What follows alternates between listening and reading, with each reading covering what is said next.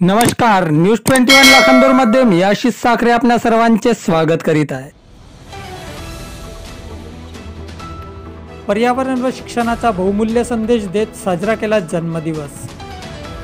विद्यार्थ्यांना वृक्ष व पाण्याची बाटल भेट देऊन केला विद्यार्थ्यांचा स्वागत। कृषी दिनाचे औचित्य साधून जन्मदिनी जिल्हा परिषद सदस्य प्रियंका बोरकर यांचा उपक्रम। राजकारणातून समाजकारणाचा वसा हाती घेतलेल्या एका जिल्हा परिषद सदस्याने पर्यावरण व शिक्षणाचा बहुमूल्य संदेश देत आपला जन्मदिवस साजरा केला।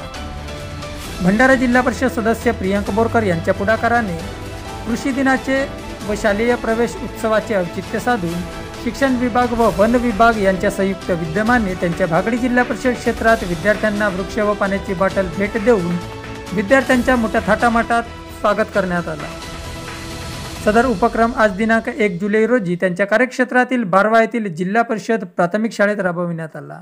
या उपक्रमाअंतर्गत भागडी जिल्हा परिषद क्षेत्रातील एकूण 19 शाळेतील 1534 विद्यार्थ्यांना शाळेच्या पहिल्या दिवशी एक वृक्ष व एक पाण्याची बाटल भेट देण्यात आली। या उपक्रमादरम्यान अध्यक्षस्थानावरून बोलताना भविष्य घडवायचे असेल तर शिक्षणाशिवाय तरणोपाय नाही असा मूलमंत्र देत विद्यार्थ्यांमध्ये शालेय शिक्षणासोबतच शालेय जीवनापासूनच पर्यावरण संरक्षण व संवर्धन या संदर्भात जागरूकता निर्माण व्हावी या हेतूने हा उपक्रम राबविला जात असल्याचे प्रतिपादन जिल्हा परिषद सदस्य प्रियंका बोरकर यांनी केले। योगायोगाने 1 जुलै या दिवशी जिल्हा परिषद सदस्य प्रियंका बोरकर यांचा 35वा जन्मदिवस असल्याने उपक्रमादरम्यान विद्यार्थी व उपस्थितांनी त्यांना वाढदिवसाच्या भरभरून शुभेच्छा दिल्या। या उपक्रमाचे त्यांच्या कार्यक्षेत्रात नव्हे तर तालुक्यात सर्वत्र कौतुक केले जात आहे।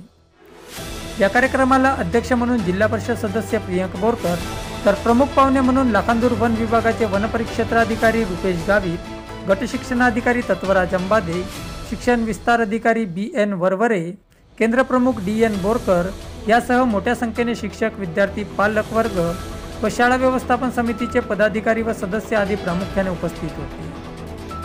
विद्यार्थ्यांमध्ये पर्यावरण संरक्षण व संवर्धन संदर्भात जागरूकता निर्माण व्हावी या हेतूने या दिनाचे औचित्य साधून भेट दिलेल्या वृक्षांची लागवड व संवर्धन या स्पर्धेचे आयोजन करण्यात आले आहे। यासाठी वृक्ष लागवडीवेळी विद्यार्थी व वृक्षांची एक फोटो काढून घेण्यात आली।